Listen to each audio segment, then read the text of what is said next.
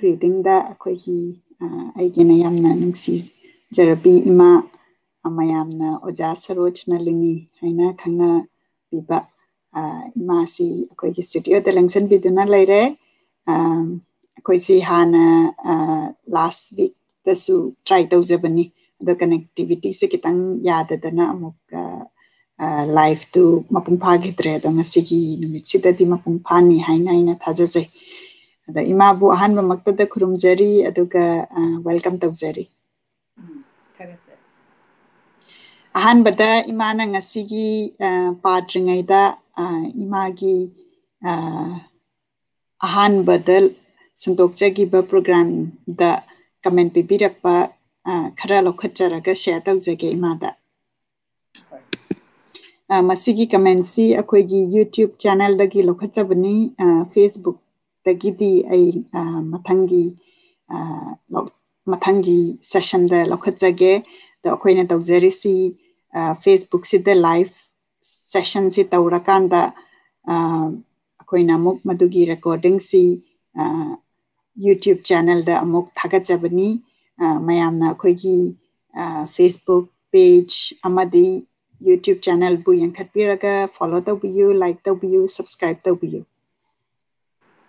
ahanbada akoigi last session haibadi charaubagi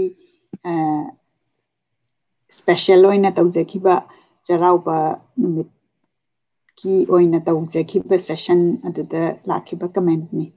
Rebita Khuman na ine bemana takpirak tana taja ri ahanba maktada ikoknona khurumjari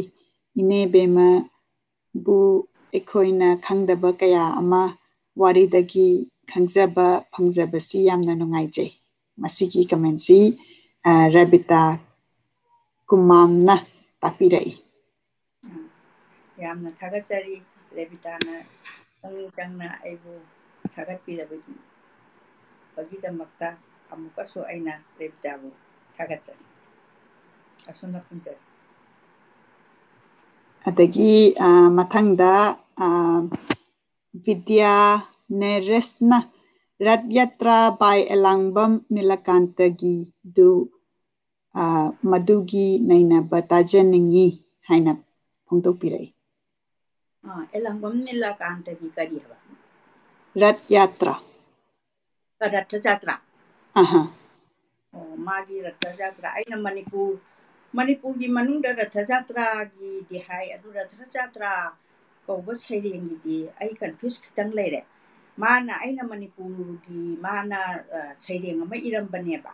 adaiduda Manipur gi saireng duda Ratha Jatra numiki kangsi pung mangang na singbana yerakpadaina hobane saireng do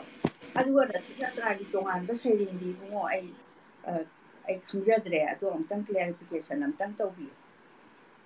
asumaina khunjadre mathangda khangkachari Arif Khan akoigi yamna nungsina adum ibirakpa follower ni Arif Khan na sumna ibirai yamna phajaraba maitai kabi amadi cheraubagi matangda hapirakpa pabirakpa yamna nungaijai cheraubagi matangda khangdaba mayam amasu khangjare ima khurumjari ada masigi matangsida aina additionally comment amaktang hapjage mayamna sumaina maitai londa yamna bebhar yauna ibirakpasi pathokpa aduga tabada yamna nungaijai aduna akoigi listener amadi comment bibiraba mayam da thagachari adugi damakni aina miyamna haibirakpa sida aigi na tawjabadi khajitang mayamna nuksibibana yamba sida aise asum paningakpa sum wadaba adagi sum honaningba amukasu paningbase aingonda pokse sumna khunja adagi Sonen RK akoigi yamna nungsijaraba yambung dagini ima amadi Monica love to see you both happy charauba to both and your family haina ibirai isa Sonen busu thagachari Delhi da leiminabani adu sakti unaba phangdre matamsina adu khonde adum pau phaunajari sonenbu amu hanna thagachari adagi comment si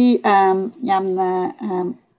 adum leijari adubu ngasigi oinadi last comment amatanga lokhatjage aduga mathang tarakpada soidana khoina comment khudingmak lokhatjaraga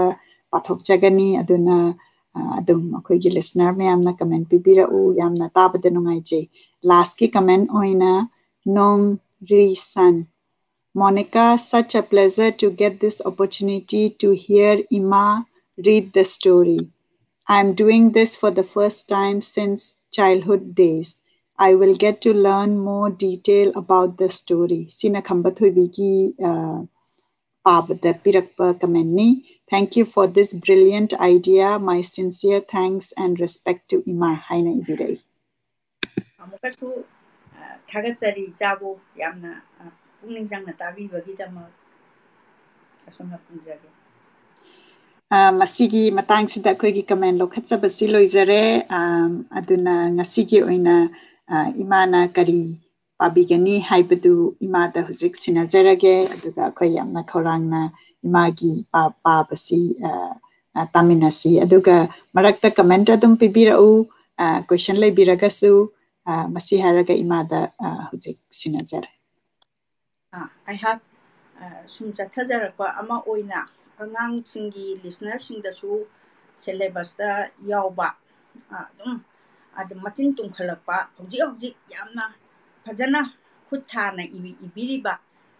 aina ngachi paikhaja jagadoriba saireng achi thangjam ibo pisaki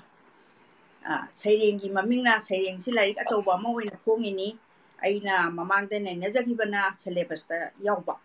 Sarugi mi adagi ama magi kanu board na piramba council na piramba be na piramba syllabus ki manungda nainajabani adubu ngasidi ai laibak phabadagi thangjam kabi thangjam ibo pisak singhana iba singhadi yaude thangjam ibo pisak na iba saireng lairik ani thengnajai ahanba thengnajari si Srimati Tomcha Babu Srimati Tomcha Babu se ai uchage lairik si cover si gi kaino sini ai hangna ngasi sigi manung sidagi lokhatjari basi Srimati Tomcha Babu habasi nupa gi maming ni adu magi dress magi happy basi lairik si lejare aduga saireng sing sidi ekta phajabada aidi sina ahanba pabane na hajaba tare adubu hanba oina ai hangna ai bana thambiram liba warolse pathokjaraba matungda saireng oina thoganjagadoriba saireng achidi luchingba irabo aina su yamna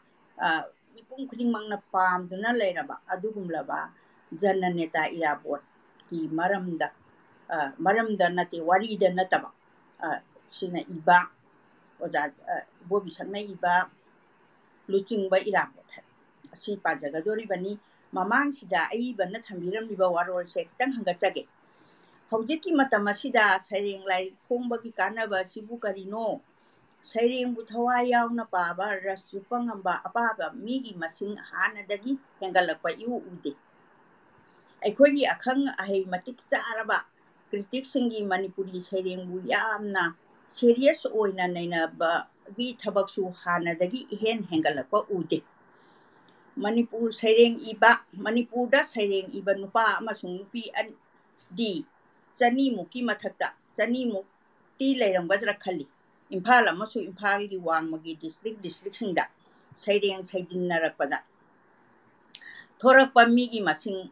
amasung nomaijing paujegi saitegi lamai singda hamnarakpa saireng singdagi chaurakna lepjabani masigi manungda mioi chama henbadi masagi lairik amamam phongnaba ngaktani khali adubu maitai-lon paba heiba Manipurgi amasung mapalonggi mioi lakh kayagi manungda Manipuri saireng pabiba migi masingse chama phana leiramgani haiba thajade kanagumbana hairakpa yai Manipurgi school college singda tamliba satra satri singdi maitai-longi saireng padrabra pai padabanati adubu makhoina pabadi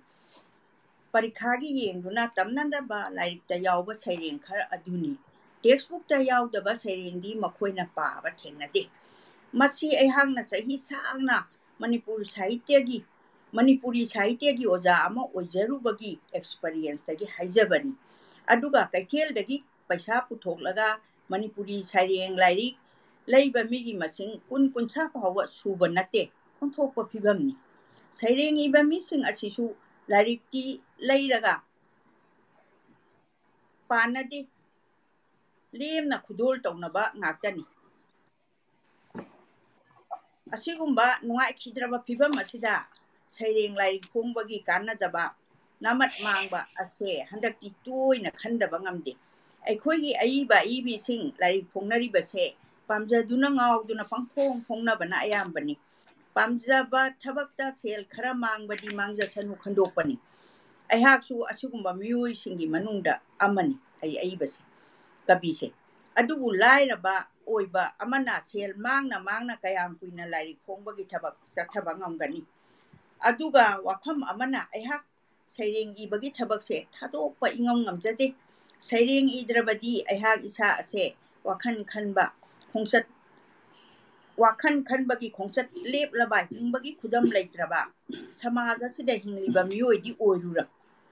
oiruraga kunai asigi samasya sing asigi saruk yabadi ngamdraba kanadraba miyoi amagum he phawrpagum su tawi. Wafam ase kanagumanadi wajau ngangbani tawsannabani haiba biba su yai. Saireng idaba ngamdaba Saireng bu thadokpa ngamdabadagi laina ase siba phawba asum konaragadaba mali. Iruraba Saireng sing adu aigi Saireng bu pambiba miyoi kharana pabinaba haiduna Lairik oina phongdokjabani. Isagi oina su isagi khui sapa mayek oina thorakpadasu nuaijaba ama leiri. Nokningba amani angang oiringaida sapa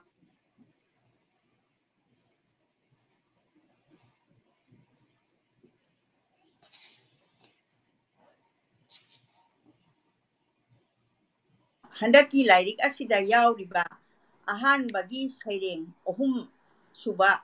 luchingba irabot kauba Saireng phawbana aigi manga suba Saireng Lairik migi manam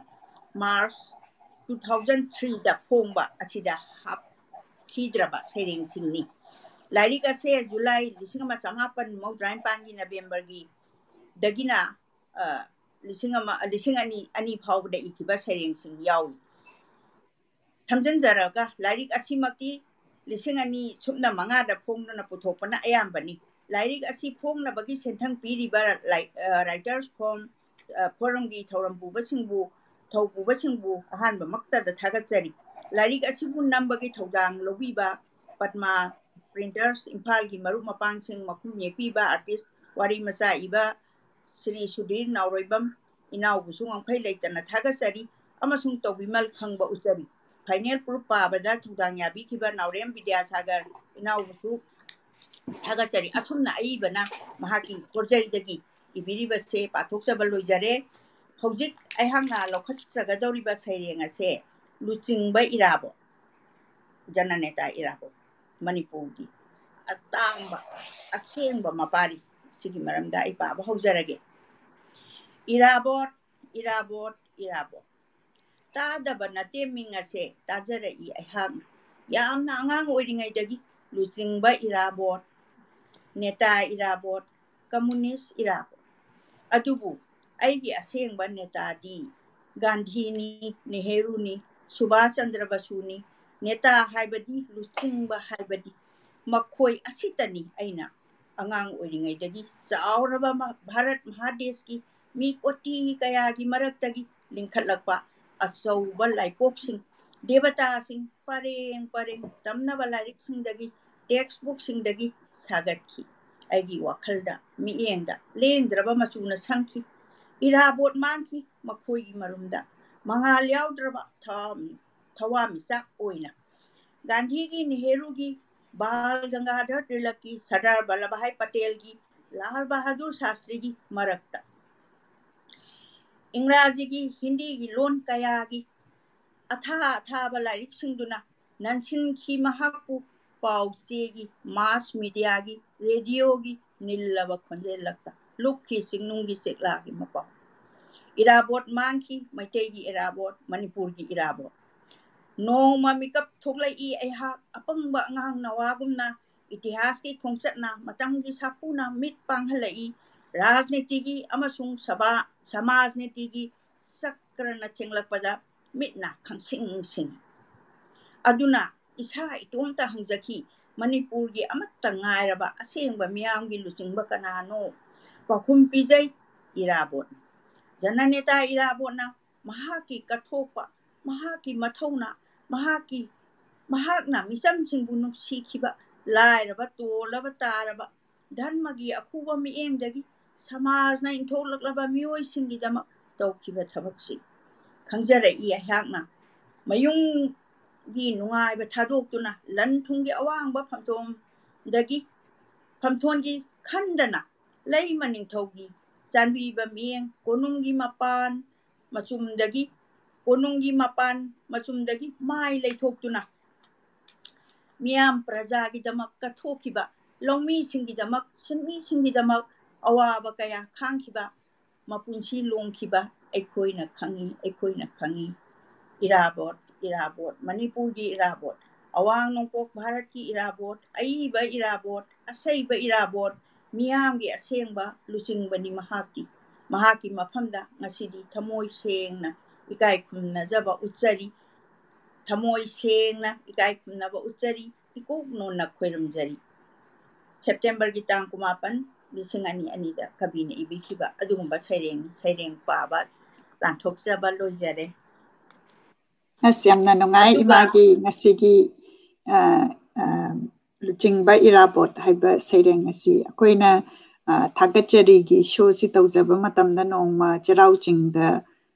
ꯆꯠꯂꯒ ꯑꯗꯨꯝ ꯆꯠꯂꯝꯕ ꯋꯥꯀꯤꯡ ꯆꯠꯂꯝꯕ exercise ꯇꯧꯕꯤꯔꯝꯕ ꯃꯌꯥꯝꯗ ꯍꯪꯖꯕꯗꯁꯨ ꯂꯨꯆꯤꯡꯕ ꯏꯔꯥꯕꯣꯠꯁꯦ ꯌꯥꯝꯅ ꯊꯥꯒꯠꯄꯤꯔꯛꯑꯦ ꯃꯤꯑꯣꯏ ꯃꯌꯥꯝꯅ ꯑꯗꯨꯒ ꯊꯥꯒꯠꯄꯤꯔꯛꯄ ꯍꯥꯏꯗꯤ ꯑꯩꯈꯣꯏꯒꯤ ꯃꯅꯤꯄꯨꯔꯒꯤ ꯑꯣꯏꯅ ꯂꯨꯆꯤꯡꯕꯅꯤ ꯍꯥꯏꯅ ꯊꯥꯒꯠꯄꯤꯔꯛꯄꯁꯤꯗ ꯑꯍꯟ ꯑꯃ ꯌꯥꯝꯅ ꯅꯨꯡꯁꯤꯕ ꯑꯩꯈꯣꯏꯒꯤ ꯑꯍꯟ ꯃꯤꯁꯇ꯭ꯔꯤ ꯑꯃꯅ ꯄꯥꯕꯨꯡ ꯑꯃꯅꯁꯨ ꯑꯩꯈꯣꯏꯒꯤ ꯁ꯭ꯇꯦꯆꯨ ꯆꯩꯔꯥꯎ ꯆꯤꯡꯒꯤ ꯃꯇꯣꯟꯗꯤ ꯅꯠꯇ꯭ꯔꯕ ꯃꯌꯥꯏꯗ ꯄ꯭ꯂꯦꯠꯐꯣꯝ ꯑꯃ ꯂꯩ ꯑꯗꯨꯗ ꯀꯩꯅꯣ ꯁ꯭ꯇꯦꯆꯨ ꯃꯌꯥꯝꯗꯨꯒꯤ ꯍꯦꯛ ꯃꯃꯥꯡꯗꯨꯗ ꯏꯔꯥꯕꯣꯠꯀꯤ ꯁ꯭ꯇꯦꯆꯨꯗꯨꯒꯤ ꯃꯃꯥꯡꯗ ꯃꯥꯁꯤ ꯁꯤꯗ ꯂꯩꯔꯦ ꯃꯥ ꯊꯥꯒꯠꯄꯅꯤ ꯍꯥꯏꯔꯒ ꯌꯥꯝꯅ ꯅꯨꯡꯁꯤꯕ ꯀꯩꯅꯣ ꯁꯤꯟ ꯑꯃꯁꯨ ꯑꯩꯈꯣꯏꯅ ꯑꯗꯨꯃꯥꯏꯅ ꯊꯦꯡꯅꯖꯈꯤ ꯑꯗꯣ ꯏꯃꯥꯅ ꯉꯁꯤ ꯑꯩꯈꯣꯏꯒꯤ ꯉꯁꯤꯒꯤ ꯔꯤꯗꯤꯡꯁꯤꯗ ꯌꯥꯝꯅ ꯐꯖꯅ ꯑꯩꯈꯣꯏꯒꯤ ꯑꯏꯕꯁꯤꯅ ꯁꯩꯔꯦꯡꯁꯤ ꯄꯥꯕꯤꯗꯅ ꯁꯦꯌꯔ ꯇꯧꯕꯤꯕꯁꯤ ꯌꯥꯝꯅ ꯅꯨꯡꯉꯥꯏꯖꯩ ꯑꯩꯍꯥꯛꯅ ꯃꯊꯪꯗ ꯀꯕꯤ ꯊꯥꯡꯖꯝ ꯏꯕꯣꯕꯤꯁꯛ ꯃꯁꯥꯃꯛꯅ ꯑꯃꯨꯛꯀꯁꯨ ꯁꯩꯔꯦꯡ ꯑꯃꯈꯛꯇ ꯅꯠꯇꯦꯀꯣ ꯁꯩꯔꯦꯡ ꯌꯥꯝꯈ꯭ꯔꯖꯥꯠꯅꯤ ꯑꯗꯨꯕꯨ ꯂꯣꯏꯅ ꯄꯥꯕꯗꯤ ꯑꯩꯅ ꯍꯧꯖꯤꯛ ꯇꯦꯜꯂꯕ ꯃꯤꯀꯨꯞꯁꯤꯗ ꯑꯣꯏꯊꯣꯛꯇꯕꯅꯤꯅ ꯃꯍꯥꯛꯀꯤ ꯁꯩꯔꯦꯡ ꯂꯥꯏꯔꯤꯛꯁꯤꯒꯤ ꯃꯃꯤꯡꯁꯦ ꯃꯤꯒꯤ ꯃꯅꯝ ꯁꯤꯒꯤ ꯂꯥꯏꯔꯤꯛꯁꯤꯅꯤ ꯀꯕꯤꯅ ꯏꯕꯤꯔꯒ ꯊꯝꯕꯤꯔꯤꯕꯁꯦ ꯃꯅꯤꯄꯨꯔ ꯁꯃꯥꯖꯒꯤꯗꯃꯛꯇ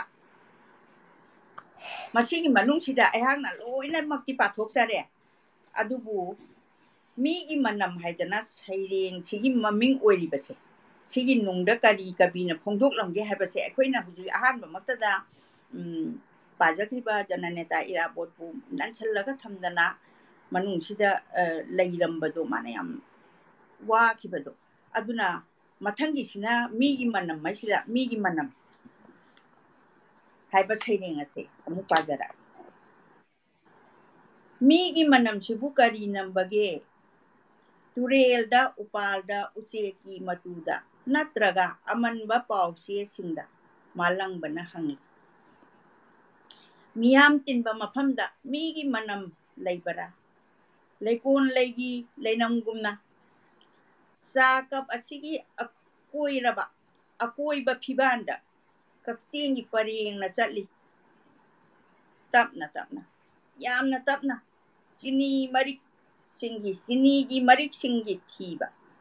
ꯆꯤꯅꯤꯒꯤ ꯃꯔꯤꯛꯁꯤꯡ ꯊꯤꯕ ꯆꯌꯥꯝ ꯄꯣꯛꯄ ꯏꯃꯨꯡ ꯑꯃꯗ ꯇꯝꯕ ꯅꯨꯄꯥ ꯑꯃꯒꯤ ꯑꯁꯥꯎꯕꯒꯤ ꯅꯨꯡꯁꯥ ꯁꯣꯔꯅ ꯅꯣꯡꯂꯩ ꯅꯨꯡꯁꯤꯠ ꯁꯤꯠꯂꯤ ꯃꯤꯒꯤ ꯃꯅꯝꯁꯤꯕꯨ ꯀꯔꯤ ꯅꯝꯕꯒꯦ ꯂꯩꯆꯤꯟꯗ ꯅꯣꯡꯃꯗꯣꯟꯗ ꯅꯨꯡꯁꯤꯠꯇ ꯅꯠꯇ꯭ꯔꯒ almiragi manungda kabina kari paukong lotlambage athapa ising chaibi amagi tamlaba iraw kholtam urok amana paiki inak nangna bokul pambi amadagi kanglaba unana kienki numidang waigi amambana sandokwa horakle amuba pijol singi lairakta konthongda sumangda yum singi saijin mafamda marumda nongma mahangna hairami aihak soidana lakani nongma nangi nanakta nangi awaba wari taragani nongma kaya na hokre sahi kaya lakpadi laitre amuktasu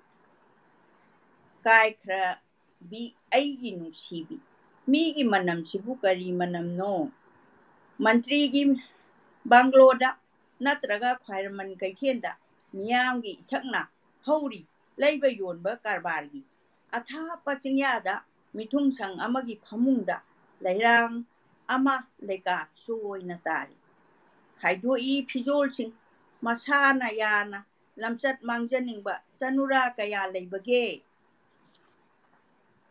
migi manam sibu karida leibage wahaida londa leibara natraga miyengda maithongda ahingi matamdadi mi punamak mayum tamna hanki kanagino samlang chabunase kahasigi siling makhada mirangda paghanduna thamlibase kari thaunino pangthoklibase nungsana haigatlakpada tingthaugi matonda taramba ayukki liglahapsingna ta yengu makhut yet yawdraba nupa asina makhut oina lokhatuna kaya da lamna chak ase chariba numit kaya nino mahangna chara helakliba migi manam sibu kari jalaibage nupi amana mamangda bora sandoklaga nongmaina panduna siraba apikpa nawasingi hachangsing ngagumna thaduna yoli ising khikladuna naladuna hairei ningaidana nokna kanagi sunate mi atopagi machaka amata nate ai makna pokjaba isa singni hayu maru saka laga yonba nupa amanadi chawthokna haijei aidi migi i uba khak ngamde loire saireng achi April tang 2000 da saireng bana ibirapa ya yam nangai ada imana uzeki larik anise sidagi specifically saireng anise khangkat pi basi kari phaudana khangkat pi gi bano imana soidana atai saireng chu paramgani haina khanjai masida kabigi magi kabi sibu ekhoina miyamna kabi ama masak khange na haiba taraga di magi style of writing adi mana tawraiba manung sida loina mana magi apambado ma ekhoina khangba ngame samna harabda sida kitang kaino mate kitang nungai traga so ekhoina adum nainaba ya tasengba mak kabi haiba sidi makhoi thamoi di ganga gi luraba isenga changdamnare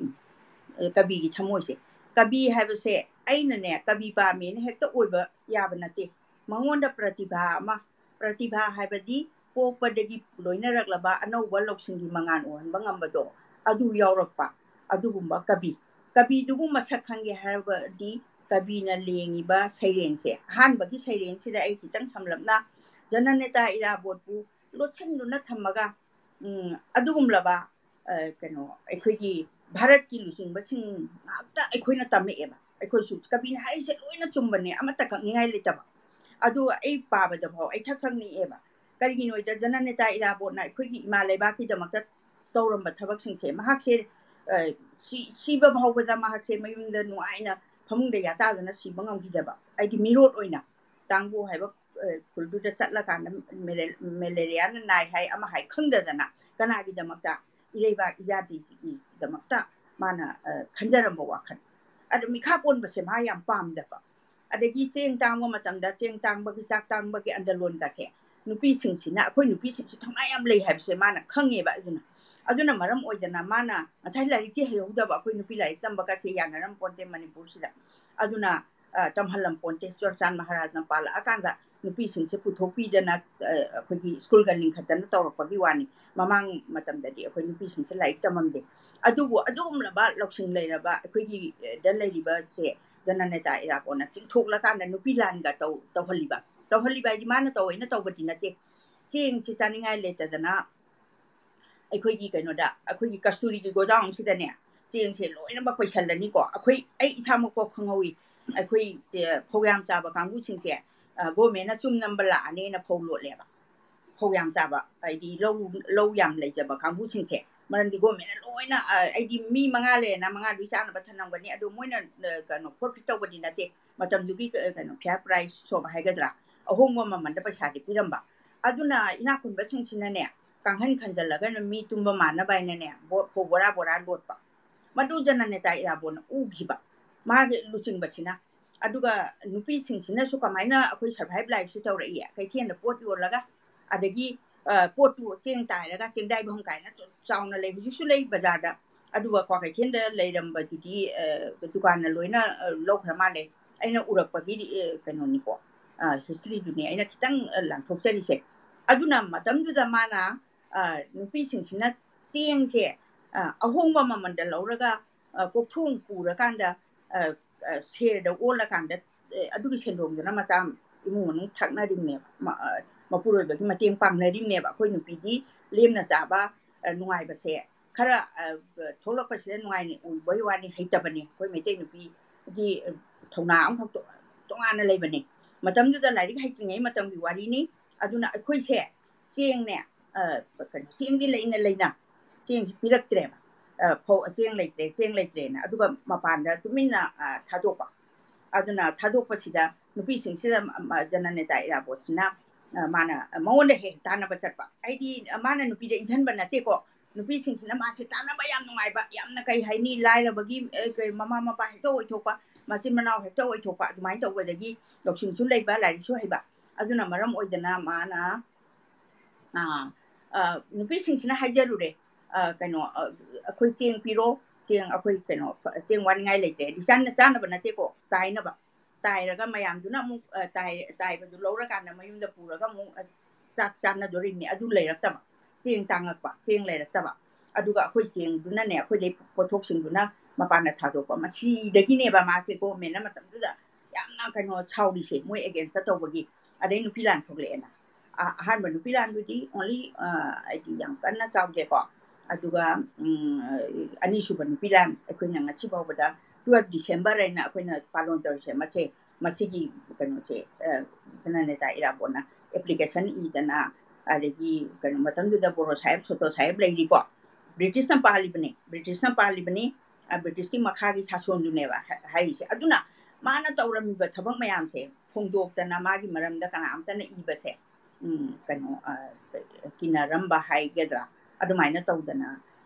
ꯇꯧꯕꯤꯕ ꯑꯗꯨꯒꯨꯝꯕ sacrifice ꯇꯧꯔꯕ ꯃꯃꯥ ꯂꯩꯕꯥꯛꯀꯤꯗꯃꯛꯇ ꯏꯈꯦꯡ ꯇꯥꯗꯅ ꯃꯥꯅ ꯀꯠꯊꯣꯛꯈꯤꯕ ꯃꯌꯥꯝꯗꯨꯅꯦꯕ ꯑꯗꯨꯅ ꯃꯗꯨꯒꯤ ꯐꯤꯂꯤꯡꯗꯨ ꯑꯩꯉꯣꯟꯗꯁꯨ ꯂꯩꯕꯅꯤꯅ ꯑꯩꯅ ꯉꯁꯤ ꯖꯅꯅꯦꯇꯥ ꯏꯔꯥꯕꯣꯠꯀꯤ ꯃꯔꯝꯗ ꯀꯕꯤ ꯊꯥꯡꯉꯩ ꯕꯣꯕꯤꯁꯪꯅ ꯏꯔꯝꯕꯁꯤꯗ ꯑꯩꯅ ꯃꯁꯤꯒꯤ ꯂꯃꯥꯏꯁꯤꯗꯁꯨ ꯍꯥꯡꯗꯣꯛꯇꯅ ꯃꯁꯤ ꯑꯝꯇꯗꯤ ꯂꯥꯟꯊꯣꯛꯆꯔꯒꯦꯗꯅ ꯑꯗꯨꯃꯥꯏꯅ ꯂꯥꯟꯊꯣꯛꯆꯈꯤꯕꯅꯤ ꯑꯗꯨꯒ ꯉꯁꯥꯏꯒꯤ ꯃꯤꯒꯤ ꯃꯅꯝꯁꯤꯅ ꯑꯃꯨꯛ ꯂꯥꯏꯔꯤꯛꯁꯤꯗꯒꯤ ꯑꯩꯅ ꯃꯁꯤ ꯀꯔꯝꯕꯅ ꯃꯤꯒꯤ ꯃꯅꯝ ꯍꯥꯏꯁꯤꯁꯨ ꯀꯧꯔꯦ ꯑꯗꯒꯤ ꯁꯩꯔꯦꯡꯁꯤꯁꯨ ꯃꯤꯒꯤ ꯃꯅꯝ ꯀꯧꯔꯦ ꯑꯗ ꯃꯥꯅ ꯀꯩꯅꯣ ꯅꯨꯄꯤꯁꯤꯡꯁꯤꯗ ꯃꯤꯑꯣꯠ ꯃꯤꯅꯩ ꯍꯧꯖꯤꯛ ꯇꯧꯔꯤꯁꯤ ꯑꯩꯉꯣꯟꯗꯁꯨ ꯃꯥꯏ ꯐꯤꯂꯤꯡ ꯀꯣ ꯏꯁ ꯚꯦꯔꯤ ꯕꯦꯗ ꯍꯥꯏꯗꯤ ꯌꯥꯝ ꯅꯨꯡꯉꯥꯏꯇꯦ ꯀꯩꯅꯣ ꯅꯨꯄꯤ ꯃꯆꯥ ꯄꯤꯛꯈ꯭ꯔꯕ ꯆꯍꯤ 3ꯇ ꯉꯥꯏꯔꯤꯕ ꯅꯨꯄꯤ ꯃꯆꯥ ꯑꯗꯨꯕꯨ ꯃꯙꯧꯗꯨꯅ ꯃꯁꯥ ꯃꯥꯡꯍꯜꯂꯦꯌꯦ ꯑꯗꯨꯒ ꯑꯃꯨꯛꯁꯨ ꯍꯥꯠꯇꯣꯛꯄꯤꯗꯅ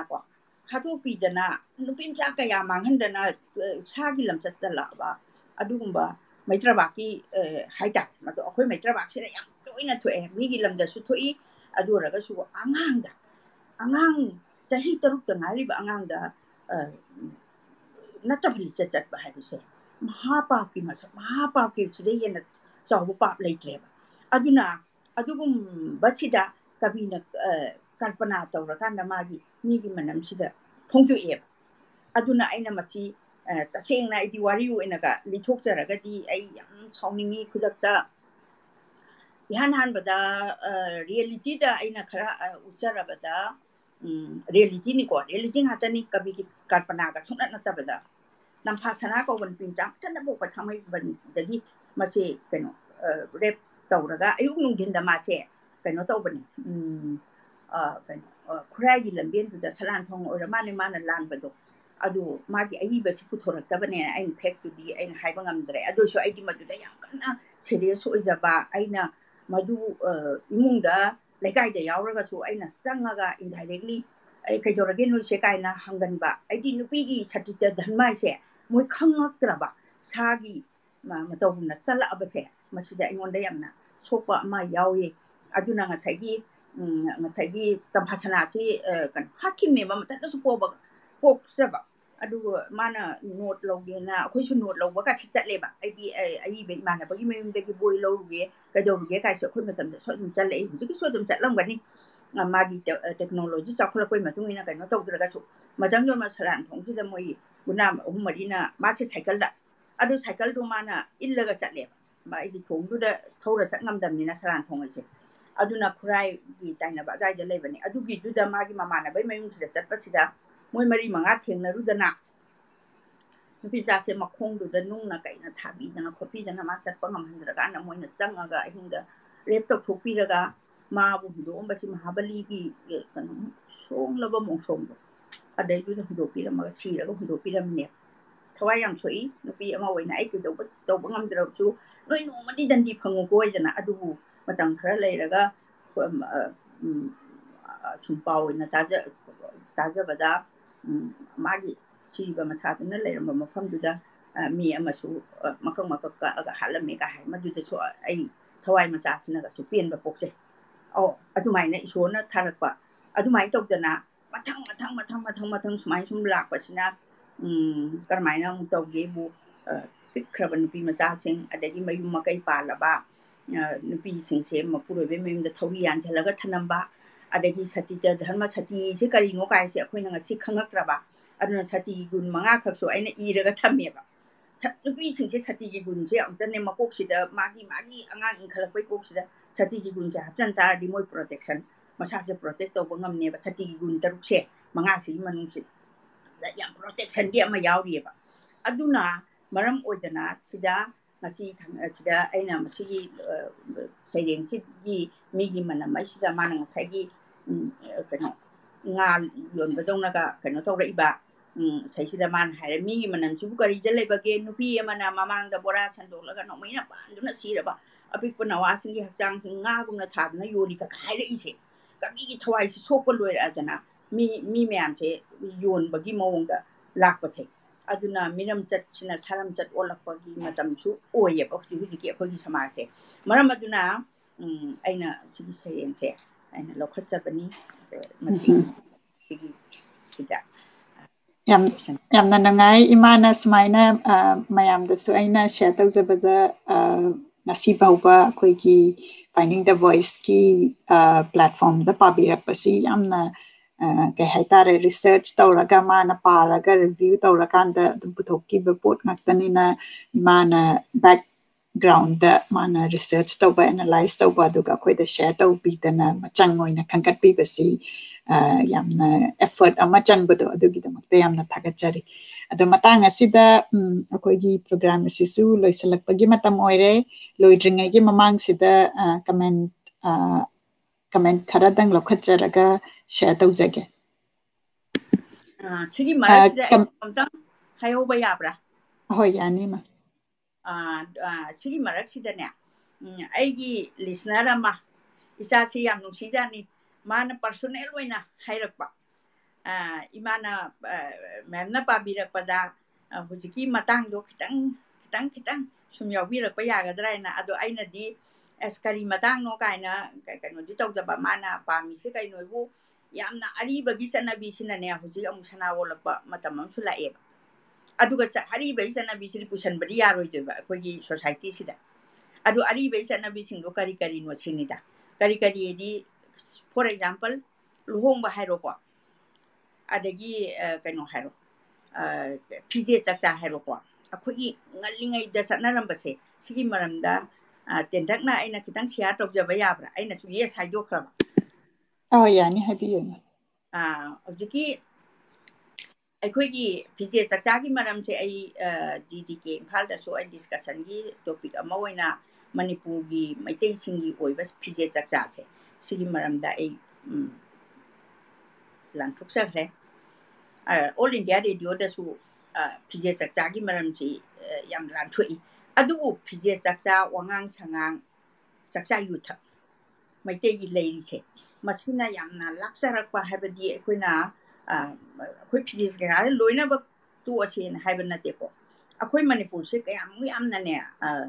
ꯀꯩꯅꯣ ꯄ꯭ꯔꯤꯊꯤꯕꯤꯒꯤ ꯃꯃꯥꯡꯗ ꯁꯛ ꯇꯥꯛꯄꯗ ꯌꯥꯝꯅ ꯂꯥꯏꯅ ꯁꯛ ꯇꯥꯛꯀꯦꯕꯨ ꯑꯩꯈꯣꯏ ꯑꯣꯀꯦꯖꯟ ꯈꯨꯗꯤꯡꯃꯛꯀꯤ ꯐꯤꯖꯦꯠꯁꯦ ꯍꯣꯡꯉꯦ ꯂꯨꯍꯣꯡꯕ ꯆꯠꯄꯗ ꯁꯦꯠꯄ ꯐꯤꯗꯣ ꯁꯣꯁꯇꯤ ꯆꯠꯄꯗ ꯁꯦꯠꯅꯗꯦ ꯃꯤ ꯂꯩꯇꯕꯗ ꯄꯨꯡꯉꯧ ꯐꯅꯦꯛ ꯐꯤ ꯑꯉꯧꯕ ꯁꯦꯠꯂꯤꯕ ꯂꯥꯏ ꯈꯣꯏꯔꯝꯕ ꯃꯇꯝꯗꯅ ꯃꯨꯒꯥ ꯑꯗꯨꯃꯥꯏꯅ ꯁꯦꯠꯂꯤꯕ ꯗꯤꯐꯔꯦꯟ ꯚꯦꯔꯥꯏꯇꯤꯁ ꯑꯩꯈꯣꯏꯒꯤ ꯂꯩꯖꯔꯤꯕꯁꯦ ꯑꯩꯈꯣꯏ ꯂꯥꯏꯔꯖꯕ ꯂꯩꯕꯥꯛ ꯌꯥꯝ ꯆꯥꯎꯈꯠꯇ꯭ꯔꯤꯕ ꯑꯣꯏꯔꯒꯁꯨ ꯑꯩꯈꯣꯏꯒꯤ ꯀꯩꯅꯣ ꯂꯩꯔꯝꯃꯤꯕ ꯑꯩꯈꯣꯏꯒꯤ ꯀꯩꯅꯣꯁꯦ ꯀꯩ ꯍꯥꯏꯅꯤ ꯑꯩꯈꯣꯏ ꯀꯜꯆꯔꯁꯦ ꯃꯁꯤ ꯌꯥꯝꯅ ꯉꯛꯄꯖꯥꯠꯅꯤ ꯃꯔꯝꯗꯤ ꯑꯩꯁꯨ ꯐꯅꯌꯥꯝ ꯆꯠꯆꯔꯦꯕ ꯂꯝꯁꯦ ꯑꯗꯨꯕꯨ ꯁꯨꯃꯥꯏꯅ ꯆꯠꯅꯕꯁꯤꯗꯤ ꯑꯩꯈꯣꯏ ꯎꯗꯦ ꯃꯔꯝꯗꯤ ꯁꯣꯔꯣꯛꯇꯅꯦ ꯄꯨꯡꯉꯧ ꯐꯅꯦꯛꯀ ꯐꯤ ꯑꯉꯧꯕꯒ ꯁꯦꯠꯄ ꯃꯤ ꯒ꯭ꯔꯨꯞ ꯑꯃ ꯆꯠꯂꯕ ꯃꯈꯨꯠꯇ ꯌꯨꯕꯤ ꯀꯩꯀꯥ ꯄꯨꯔꯕ ꯀꯅꯥꯒꯨꯝꯕ ꯑꯃ ꯂꯩꯇ꯭ꯔꯦ ꯍꯥꯏꯕꯁꯦ ꯑꯗꯨꯝ ꯈꯪꯕ ꯍꯪꯉꯨꯗ꯭ꯔꯁꯨ ꯂꯨꯍꯣꯡꯕ ꯑꯃ ꯊꯣꯛꯑꯦꯅ ꯁꯤꯗꯤ ꯑꯩꯅ ꯂꯨꯍꯣꯡꯕꯒꯤ ꯗ꯭ꯔꯦꯁꯁꯦ ꯇꯣꯉꯥꯟꯕ ꯁꯨꯃꯥꯏꯅ ꯇꯧꯗꯅ ꯑꯩꯈꯣꯏꯅ ꯑꯉꯥꯡ ꯑꯣꯏꯔꯤꯉꯩ ꯃꯇꯝꯗ ꯑꯩ ꯏꯁꯥꯁꯨ ꯌꯥꯝ ꯅꯪꯍꯧꯏ ꯍꯥꯏꯕ ꯇꯥꯔꯦ ꯑꯩꯈꯣꯏ ꯑꯉꯥꯡ ꯑꯣꯏꯔꯤꯉꯩ ꯃꯇꯝꯗ ꯂꯩꯁꯥꯕꯤꯁꯤ ꯐꯅꯦꯛ ꯈꯣꯏꯖꯣꯝ ꯁꯦꯠꯂꯤꯉꯩ ꯍꯥꯏꯅ ꯀꯕꯤꯅ ꯁꯣꯏꯅ ꯊꯥꯔꯕ ꯊꯦꯡꯅꯕꯤꯔꯝꯒꯅꯤ ꯑꯩꯈꯣꯏꯒꯤ ꯍꯧꯖꯤꯛꯀꯥꯟꯒꯤ ꯑꯉꯥꯡ ꯑꯄꯤꯛꯄꯗꯤ ꯊꯦꯡꯅꯔꯝꯃꯔꯣꯏ ꯑꯗꯨꯕꯨ ꯐꯅꯦꯛ ꯈꯣꯏꯖꯣꯝ ꯁꯦꯠꯄ ꯍꯥꯏꯕꯗꯤ ꯑꯩꯈꯣꯏꯒꯤ ꯀꯩꯅꯣ ꯈꯣꯏꯒꯥ ꯁꯦꯠꯄ ꯀꯧꯏ ꯈꯣꯏ ꯍꯥꯏꯗꯤ ꯑꯩꯈꯣꯏ ꯄꯥꯜꯂꯤꯕ ꯈꯣꯏꯁꯤꯒꯤ ꯃꯈꯥ ꯍꯥꯏꯕꯗꯤ ꯄꯨꯛꯀꯤ ꯃꯈꯥꯗ ꯁꯦꯠꯂꯤꯁꯦ ꯑꯗꯨꯒ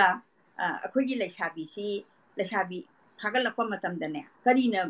ꯀꯩꯅꯣ ꯁꯤꯝꯕꯣꯜ ꯑꯣꯏ ꯍꯥꯏꯕꯁꯦ ꯑꯇꯣꯞꯄ ꯂꯝꯗ ꯆꯠꯄꯗꯁꯨ ꯍꯧꯖꯤꯛ ꯍꯪꯕ ꯌꯥꯎꯔꯤꯑꯕ ꯀꯜꯆꯔꯒꯤ ꯃꯔꯝꯗ ꯑꯩꯅꯁꯨ ꯈꯔ ꯏꯟꯇꯔꯦꯁ ꯂꯩꯕ ꯅꯩꯅꯕꯗ ꯅꯣꯏꯗꯤ ꯂꯩꯁꯥꯕꯤꯅꯤ ꯃꯧꯅꯤ ꯁꯤ ꯀꯃꯥꯏꯅ ꯇꯥꯛꯏ ꯀꯥꯏ ꯑꯩꯅ ꯑꯩꯈꯣꯏꯒꯤ ꯃꯇꯝꯗ ꯗꯤ ꯂꯩꯔꯝꯗ꯭ꯔꯦ ꯑꯩꯈꯣꯏꯒꯤ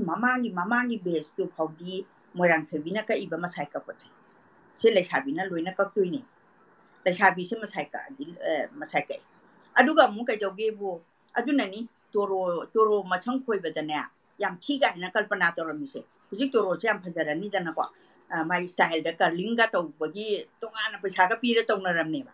ꯑꯗꯨ ꯃꯇꯝꯗꯨꯗ ꯁꯥꯏ ꯀꯛꯄ ꯃꯇꯝꯗꯗꯤ ꯃꯁꯝ ꯑꯈꯣꯏꯕꯁꯦ ꯁꯥꯏꯅꯣꯟ ꯐꯖꯗꯦꯕ ꯋꯥꯏꯒ ꯇꯥꯔꯒ ꯑꯩꯈꯣꯏꯒꯤ ꯀꯩꯅꯣ ꯊꯝꯕꯥꯜ 19 ꯂꯩꯔꯤ ꯑꯗꯨꯃꯥꯏꯅ ꯇꯥꯔꯀꯥꯟꯗ ꯂꯩꯁꯥꯕꯤꯁꯦ ꯑꯗꯨꯃꯥꯏꯅ ꯂꯩꯁꯥꯕꯤꯒꯤ ꯀꯩꯅꯣ ꯑꯗꯒꯤ ꯑꯃꯨꯛ ꯃꯥꯁꯦ ꯂꯨꯍꯣꯡꯉꯦꯗꯅꯀꯣ ꯂꯨꯍꯣꯡꯉꯒꯅꯦ ꯃꯧ ꯑꯣꯏꯔꯛꯑꯀꯥꯟꯗꯅꯦ ꯅꯨꯄꯥ ꯃꯌꯨꯝꯗ ꯂꯩꯔꯒ ꯃꯥ ꯂꯨꯍꯣꯡꯕ ꯐꯥꯎ ꯃꯁꯥꯏ ꯀꯛꯑꯒ ꯍꯣꯡꯉꯤ ꯑꯗꯒꯤ ꯅꯣꯡꯉꯥꯜꯂꯒꯁꯨ ꯑꯗꯨꯝ ꯃꯁꯥꯏ ꯀꯛꯇꯅ ꯑꯗꯨꯝ ꯀꯛꯄ ꯍꯥꯏꯗꯤ ꯃꯥꯒꯤ ꯁ꯭ꯇꯥꯏꯜꯗꯣ ꯑꯗꯨꯝ ꯂꯩꯔꯤ ꯑꯗꯨꯒ ꯑꯐꯕ ꯅꯨꯃꯤꯠ ꯑꯃ ꯌꯦꯡꯉꯒ ꯃꯥꯒꯤ ꯅꯨꯄꯥ ꯃꯌꯨꯝꯗ ꯂꯩꯔꯤꯕ ꯃꯤꯁꯤꯡꯁꯤꯅ ꯂꯩꯀꯥꯏꯗꯨꯗꯒꯤ ꯌꯥꯝꯅ ꯀꯩ ꯍꯥꯏꯅꯤ ꯃꯄꯣꯛ ꯃꯩ ꯐꯕ ꯍꯥꯏꯇꯥꯔꯦ ꯃꯔꯥꯏꯕꯛ ꯐꯕ ꯍꯥꯏꯇꯥꯔꯦ ꯌꯥꯝ ꯂꯛꯀꯤ ꯑꯣꯏꯕ ꯀꯩꯅꯣꯒ ꯃꯧ ꯑꯃꯅꯅꯦ ꯀꯧꯔꯒꯅꯦ ꯃꯁꯥꯏꯁꯦ ꯍꯨꯒꯠꯍꯜꯂꯦꯕ ꯅꯪꯁꯦ ꯃꯧ ꯑꯣꯏꯔꯕꯅꯤ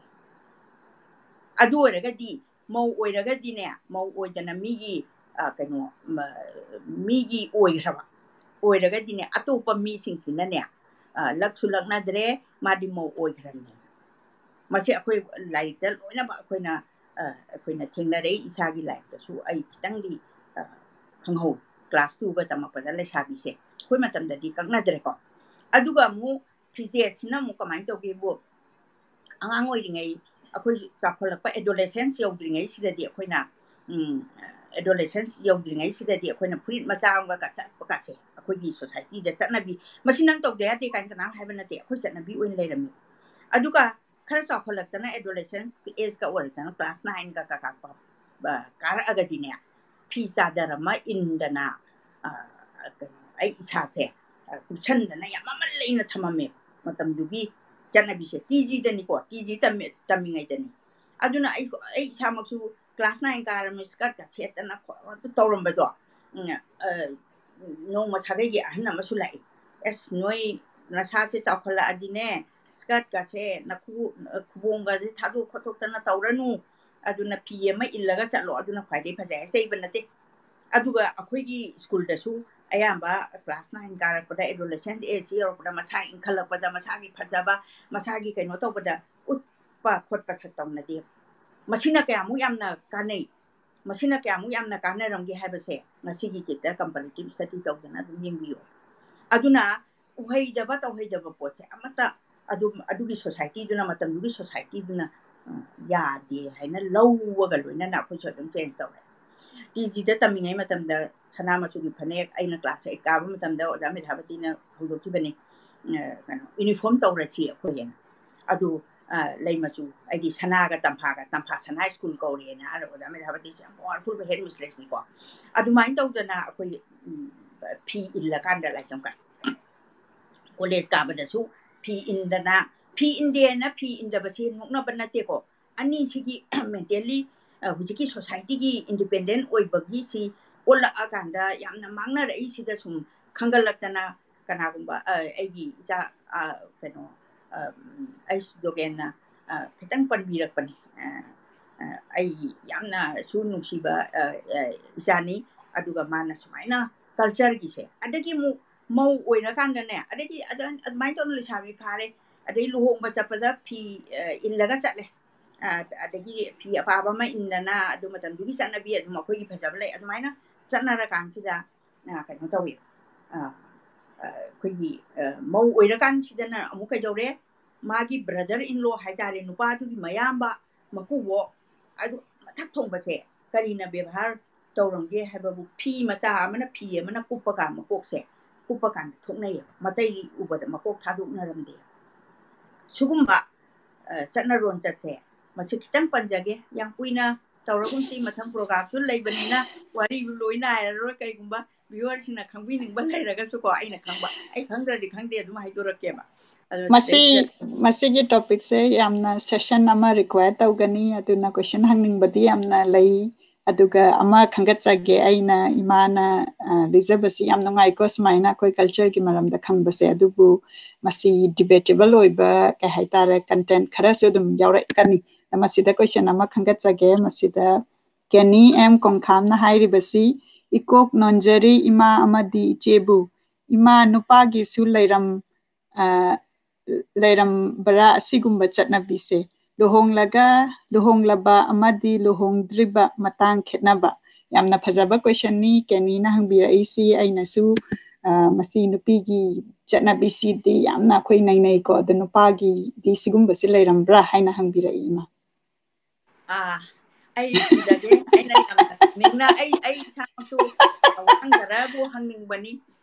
masidi wahang yamna hangba nupi khakta da hangba nate nupi haisidi akhoi imane ba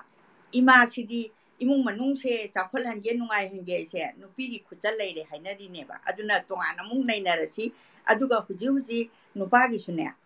huji ki ibungo diming du kariya ba Kenny M Kongkham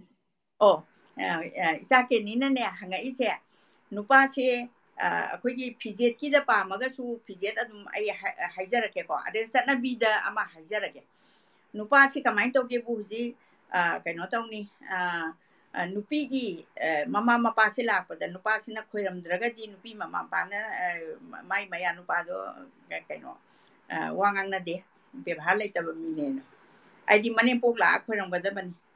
maku bok la khoiramgada bani aduga maku boki mayumda chatlaga sumana khoiramgada bani adugumba bebhar maya mama thobalon bebhar ai se yaringai khangho ba su phai masi yawraktabadani mayam khanadana mamit dorbin tongnadana khanaba sainaba se tholai se aduna masigi sini aduga atopa physiol gi maram da so adum lei akhoi nupa gi su adum lei tawbadabu chummi sakeni na hari do uniform ma ta hara su nupi gi de adu chelu phani chelu ada chelu haraga nupa gi su ai hai de ba ada aina bu hai kaino ne nupa gi su ai nupa amcha chingje association nupa amcha anga brane mi nupimcha class 5 6 ka du de khoi su ka dum chele ai ta gi di yadre phi adum ile adu ji phani loin chela le anga ni phani chelam yang wari ne ka dum hai ba ko adu nupamcha gi de dum pangya da ya bra hai nupa gi su ne cha da bi se le rame ba ko high school da mi da hapen se ka da ban adu kan college ka long pen se ka da ban ꯁꯦꯠꯀꯗꯕꯅꯦ ꯍꯥꯏꯗꯅ notice ꯕꯣꯔꯗꯇꯒ ꯊꯦꯠꯄ ꯅꯠꯇꯦ long pant ꯁꯦꯠꯅꯤ ꯈꯟꯕꯗꯅꯦ ꯑꯉꯥꯡꯁꯦ ꯂꯥꯏꯔꯤꯛ ꯌꯥꯝ ꯄꯥꯏ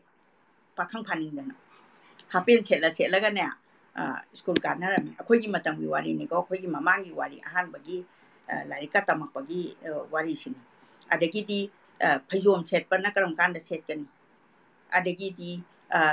ꯄꯥꯏꯖꯃꯥ ꯀꯨꯔꯇꯥꯁꯤꯅ ꯀꯔꯝ ꯀꯥꯟꯗ ꯁꯦꯠꯀꯅꯤ ꯀꯀꯥ ꯍꯥꯏꯗꯅ ꯑꯁꯤꯒꯤ ꯁꯤꯔꯤꯌꯦꯜ ꯂꯩꯕꯁꯦ ꯑꯩꯈꯣꯏ ꯃꯅꯤꯄꯨꯔꯒꯤ ꯕꯦꯚꯥꯔ ꯑꯆꯣꯟꯁꯤꯗꯤ ꯅꯩꯅꯕꯒꯤ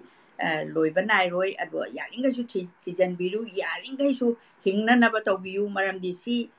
ꯍꯥꯟꯅꯒꯤ ꯀꯩꯅꯣꯗꯨꯗ ꯈꯨꯅꯨꯡꯆꯛꯇꯨꯗ ꯂꯥꯛꯁꯦ ꯍꯥꯏꯕ ꯅꯠꯇꯦꯀꯣ ꯑꯁ ꯀꯣꯛꯀꯗꯤ ꯑꯗꯨꯝ ꯆꯥꯎꯈꯠꯀꯗꯣꯏꯅꯦꯕ ꯐꯤꯖꯣꯜꯁꯨ ꯑꯗꯨꯝ ꯆꯥꯎꯈꯠꯀꯗꯣꯏꯅꯦ ꯑꯗꯨꯗ ꯉꯁꯥꯏꯒꯤ ꯑꯩ ꯑꯦꯛꯖꯥꯝꯄꯜ ꯑꯃꯈꯛꯇ ꯄꯤꯖꯒꯦ ꯃꯇꯝꯗꯤ ꯌꯥꯝ ꯂꯩꯔꯝꯃꯔꯣꯏꯀꯣ ꯑꯩꯅ ꯃꯄꯥꯟꯗ ꯂꯝꯗ ꯊꯣꯛꯄ ꯃꯇꯝꯗ ꯑꯩꯈꯣꯏꯒꯤ ꯀꯩꯅꯣꯁꯤꯡꯁꯦ ꯑꯩꯈꯣই ꯅꯟꯁꯤꯡꯁꯦ ꯁꯥꯔꯤ ꯁꯦꯠꯂꯦꯕꯀꯣ ꯑꯗꯣ ꯑꯩꯈꯣꯏ ꯃꯅꯤꯄꯨꯔꯗꯗꯤ ꯁꯥꯔꯤ ꯁꯦꯠꯄꯁꯦ ꯑꯃꯠꯇ ꯎꯗꯦ ꯑꯗꯨꯕꯨ ꯃꯥꯒꯤ ꯁ꯭ꯇꯦꯟꯗꯔꯠ ꯑꯣꯐ ꯀꯜꯆꯔꯗꯨꯒꯤ ꯃꯇꯨꯡ ꯏꯟꯅ ꯃꯣꯏ ꯗ꯭ꯔꯦꯁ ꯂꯩ ꯍꯥꯏꯌꯦꯕꯀꯣ ꯑꯗꯨꯅ ꯒ꯭ꯌꯥꯟ ꯇꯥꯕ ꯃꯤꯒꯤ ꯃꯐꯝꯗꯗꯤ ꯀꯩꯁꯨ ꯅꯠꯇꯦ ꯒ꯭ꯌꯥꯟ ꯇꯥꯗꯕ ꯃꯤꯒꯤ ꯃꯐꯝꯗꯗꯤ ꯃꯣꯡꯐꯝ ꯑꯣꯏꯕꯁꯨ ꯌꯥꯎꯗꯕ ꯅꯠꯇꯦꯕ ꯑꯗꯣ ꯗ꯭ꯔꯦꯁꯅ ꯍꯦꯛꯇ ꯃꯣꯡꯐꯝ ꯑꯣꯏꯕꯁꯨ ꯅꯠꯇꯦ ꯃꯤꯑꯣꯏꯕꯒꯤ ꯃꯁꯥꯒꯤ ꯋꯥꯈꯜ ꯑꯗꯨꯅ ꯃꯁꯤ ꯀꯣꯟꯅ ꯑꯃꯨꯛ ꯅꯩꯅꯔꯁꯤ ꯁꯨꯝ ꯁꯥꯡꯗꯣꯛꯈꯤꯗꯅ ꯐꯣꯟ ꯇꯥꯗꯗꯅ ꯃꯁꯤ ꯗꯤꯐꯔꯦꯟꯠ ꯁꯦꯁꯟ ꯑꯃꯗ ꯅꯩꯅꯔꯁꯤ ꯑꯗꯨꯕꯨ ꯇꯦꯛ ꯑꯋꯦ ꯑꯣꯏꯅ ꯑꯩꯒꯤ ꯃꯣꯠꯇꯗꯤ ꯍꯣꯏ ꯅꯨꯄꯤ ꯃꯌꯥꯝꯒꯤꯗꯤ ꯌꯥꯝꯅ ꯐꯖꯕ ꯄꯣꯠ ꯂꯩ ꯑꯩꯈꯣꯏꯅ ꯁꯦꯠꯄꯗ ꯌꯥꯝꯅ ꯄ꯭ꯔꯥꯎꯗ ꯑꯣꯏꯖꯕ ꯑꯗꯨꯝꯅꯗꯤ ꯑꯣꯏꯔꯒ ꯅꯨꯄꯤꯒꯤꯗꯅ ꯍꯦꯟꯅ ꯔꯨꯜꯁ ꯑꯦꯟ ꯔꯦꯒꯨꯂꯦꯁꯟꯁꯦ ꯂꯩꯕ ꯅꯨꯄꯥꯒꯤꯗꯅ ꯉꯁꯥꯏ even olden time the half pen long pen hairisi pen is akhoi manipur ki culture da akhoi gi ni haina aina khanjade aduga adugumba si gi difference haiba tare adugi lei haiba se acknowledge tawjaba haiba tare adu matang asida matam sisu yamna kaino lejadраbanina comment amani dang share tawjage aduga ngasigi session asi loisanaba tawjage adu comment asi Amarjit Ngathemdagi hello madam yam nungsi amasung yamna nungaiba phawi yamna kuiraba matungda madam ubada aina haibirai thank you Amarjit dagi mathangda huirem bharati yumlembam na ojana pabikhi ba thangjam ibo pisaki migi manam tabada yamna nungsi ꯌꯥꯝ ꯅꯨꯡꯁꯤꯕꯅꯦ ꯑꯗꯣ ꯃꯥꯒꯤ ꯑꯥꯔꯊꯅ ꯊꯜꯂꯕ ꯑꯗ ꯃꯥꯏ ꯁꯩꯔꯦꯡ ꯃꯌꯥꯝꯁꯦ ꯀꯌꯥꯝ ꯐꯖꯩ ꯍꯦꯛꯇꯅꯦ ꯑꯩꯅ ꯍꯥꯡꯒꯩ ꯄꯥꯔꯝꯗ꯭ꯔꯤꯁꯦ ꯂꯥꯏꯔꯤꯛꯁꯦ ꯑꯩꯅ ꯗꯦꯜꯂꯤꯗ ꯐꯪꯕꯅꯦꯕ ꯗꯦꯜꯂꯤꯗ ꯑꯩ ꯏꯆꯥꯅꯨꯄꯤꯗ ꯑꯩꯅ ꯃꯅꯤꯄꯨꯔꯤ ꯂꯥꯏꯔꯤꯛ ꯄꯨꯊꯣꯔꯛꯑꯣ ꯑꯩ ꯄꯥꯗꯧꯔꯝꯅꯦꯅ ꯑꯩꯗꯤ ꯂꯥꯏꯔꯤꯛ ꯄꯥꯔꯀꯥꯟꯗ ꯄꯥꯔꯒ ꯁꯨꯝ ꯇꯨꯝꯖꯕ ꯑꯣꯏꯌꯦꯕ ꯇꯨꯝꯕ ꯃꯇꯝꯗꯁꯨ ꯑꯩꯗꯤ ꯂꯥꯏꯔꯤꯛꯇꯨꯁꯨ ꯑꯩꯅ ꯄꯥꯝꯖꯕ ꯂꯤꯇꯔꯦꯆꯔꯁꯦ ꯂꯤꯇꯔꯦꯆꯔꯁꯤꯗ ꯈꯔ ꯉꯥꯎꯖꯕ ꯍꯥꯏꯇꯥꯔꯦ ꯑꯩꯁꯦ ꯑꯗꯨꯅ ꯑꯗꯩꯗꯨꯗ ꯂꯥꯏꯔꯤꯛ ꯑꯅꯤꯁꯦ ꯐꯟ ꯍꯦꯛꯇ ꯆꯣꯡꯊꯣꯔꯛꯄꯩ ꯋꯥꯅꯤꯗ ꯃꯊꯪꯗ ꯖꯣꯟ ꯄꯦꯕꯝꯕꯗꯒꯤ ꯄꯨꯟꯁꯤ ꯅꯨꯡꯁꯥꯡꯕꯤꯈꯣ ꯑꯣꯖꯥ ꯈꯨꯔꯨꯝꯖꯔꯤ ꯑꯦꯃꯦꯖꯤꯡ ꯍꯥꯏꯅ ꯍꯥꯏꯕꯤꯔꯛꯏ ꯌꯥꯝ ꯅꯨꯡꯁꯤ ꯌꯥꯝꯗꯒꯤ ꯏꯆꯦ ꯕꯦꯗꯥꯟꯇꯤ ꯂꯩꯃꯄꯣꯛꯄꯝꯅ ꯏꯆꯦꯃ ꯍꯥꯏꯅ ꯍꯥꯏꯕꯤꯔꯛꯏ ꯕꯦꯗꯥꯟꯇꯤ ꯌꯥꯝ ꯅꯨꯡꯁꯤ ꯏꯕꯥꯅꯤ ꯋꯥꯃꯤꯟꯅꯔꯛꯄꯅꯤ ꯑꯣꯖꯥꯒ ꯑꯣꯏꯃꯤꯟꯅꯔꯛꯇꯅ ꯃꯥ ꯍꯧꯖꯤꯛ ꯑꯣꯜ ꯏꯟꯗꯤꯌꯥ ꯔꯦꯗꯤꯑꯣꯗ ꯂꯩ ꯑꯗꯒꯤ ꯃꯊꯪꯗ ꯃꯥꯂꯦꯝꯉꯥꯟꯕꯤ ꯈꯣꯡꯕꯟ ꯇꯥꯕꯝꯅ ꯌꯦꯡꯕ ꯑꯃꯁꯨꯡ ꯇꯥꯕ ꯌꯥꯝ ꯅꯨꯡꯉꯥꯏꯖꯩ lots of respect and love to this beautiful ladies ꯍꯥꯏꯅ ꯍꯥꯏꯕꯤꯔꯛꯏ thank you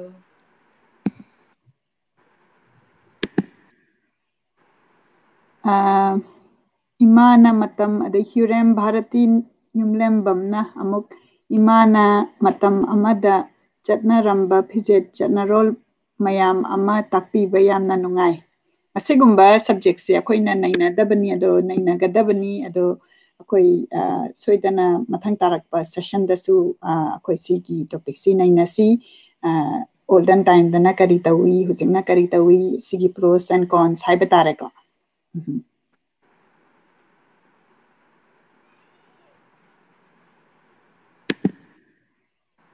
dagi mathangda Sunil Singhna imana su panbire paijama kurta si aikhoi Manipur maitai gira haina hangbirai please amta khumbira oina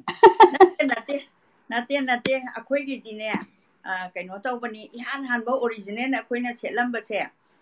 kaino tawe phajom chi su mapan gi ni adu raga su akhoi na phajom khongdai ga chelam ni paisma kurta chi adum kai haini modern chi lakma matam da chatna bi se ai kaino ta panjage ko sida akhoi gi na che hong ba nai bani ko mo na che sum kaino amada akhoi di chi chakwa kani chi si khaktang leini haraga di akhoi chakwa pa songoi oiro na chi na hong ai khai akhoi chatna lon chat loi hong ka doi ne ba adula na chi hong pa si da ne kok si di chakwa lo dra kan da phi cha cha ga da sum chakraga di ne na chi gi nga chai gi hana gi duna pharak pa su lai da na ningsang ba gi wani ko ado na ti hong ban de it nai aduga kaino khongrao akhoi gi na te English tam ba da manga mimni like tam da ba di adra ba ko sibu angang jiki adolescence tabi riba cha singna yang nga am gani ko ingraji tamba ai gi matam da di mang dire ko ingraji tamba mangi na ne english se mangi na ne kaino mamang changoi da phi du lok tho ga ne atopa khudai gumba ma selani dana aduga imung changa ga ne hayang amuk chalam da de khudai dung sela tho edana adu mamang changoi da aduga english tamba ga lai ni english tu mangi aduna tamam de ado aina adu mangi tamagum chi ne haibadi haira royeba loina civilization je yo bo khoi khanga dong ni tong gum chung akhoi bai puna kari tawrong ge haiba sidi amu halaga yengba da ne madu kana roi da banate haina aina adu haina hajen yam phajaba point ni haibadi akhoi gi previously ancestor mayam na kari tawrami haibasi khangmin na si adubu akhoi gi once lairam badum matam gi yol na adum hong badi lakani aduga hong basida akhoi gi physically hong basida natana kok sisu hong ba haidar akhoi gi way of thinking si hong basi chatmina ragadi adum aphaba lakani aduga masigi difference lay basida ne ba conflict adagi ka haidar crime gum thokla ise aduga mathangda Kenny em kongkhang namuk ibirai onthok na nungai je re lausing oijere matam sangna asigumba session tauba oiminasi thagachari ngambo oijage sumna ngamjage imagi isana ijaba leiragadi pabirak lagadi nungai jagani tajaningi haina se ibirai kenina aigi isagi ai basel laita banate ai diam emotional moi ai gi wari ibada ai tomda ai wari sui idra so ai thokiba amakha aina ningchang bada ai hata emotional sina haiba ngamdaba aduna aina loin thamjala kanda apau ba maitai kabi singse masina ibasi hanam chalan thokchagi ge adu khara tablapna ai gi do mu emotion ka phajandraga di ai gi life ta thokiba amakha aina haijara kanda ne ai se adum yam emotional oi dana paba ga ngamoi paba na ta haiba ga ngamoi jori aduna isa ai lei yam na ngai aduga masi adum aina angang wani ngai digi sarakpada aigi di yam na laiba phaba haiba tare ko imana adum larik pabirakpa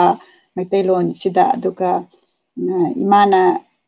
akoi gi society da ma masana thingna khiba adu natragana mana ta khiba aduga akoi gi thawai da yamna impactful oiba wari seng on the league bada aina haiboi haitaboy kitang adum izaraga lanthok kibasi yawi adum mayam akoi mayam adum kai tare akoi gi society sida tauba aduga nungai taba pokpasi khanaminasi aduga share tawminasi aduga last khangatsari Banti Posangbamna Madam Bu Khurumjari haina ibirei aduga Sunil Singh na pumna makpu yai feminarasi sigum na khanna bibasi amna harawi masi haijara kanda akhoi gi ngasigi program asi loisinjarage amna mayam na interactive oina comment bibirakta session asi mapung phan bagi amna nungai jai khurumjari Asi haraga loisinjarage imana last ki oina message amatang thambi punamaku tekta kaidana ekhoigi luroba tanpham asida sigumba thoramasi isa aigi sana puthopidana mayam punamak taba phanghanbagi namakta isa busu aina poksaraga su ai thagachari aduga ichana tongba khudingmakku oiba ngamba oiro haidana ai bor pijage aduga punamaku loinamak khanaminaraga ngasi ekhoi society se ayingba society nupi macha ama matomda sidagi halaktabada mamana chakraga halaktabada mamadu wanhabagi phibamda lerise masa muktadi ekhoi mayam changdana amta phahanminanaba upaido ichasingnasu suggestion aingonda pibirau ainasu kari wari tawraga mogi phatraba hinsa chaba mayamdo adu karmaina phahangadage haibase asi khanna phahanba oirasanu khanaminaraba matungda madugi result na haibase masigi se kana paujena se si oina pijage thank you punamaku yamna nungaijare thank you aduga hujiki imana sahibire bayamna akoina lairiba situation si COVID-19 gi yamna luraba tanjadudani aduna mayam social distancing tawraga chattaba yadaba du khatangi mapanda chapiraga akoigi aina lairiba mafam Maryland sida di akoi mask uptradi mapan thopirakanu kaithen grocery store da changbada mask uptradi changhandabagi thak yaure masi akoina isa gi oina section thorang si tawbiyu hairaga matanga sida loisanjarage khurumjori thank you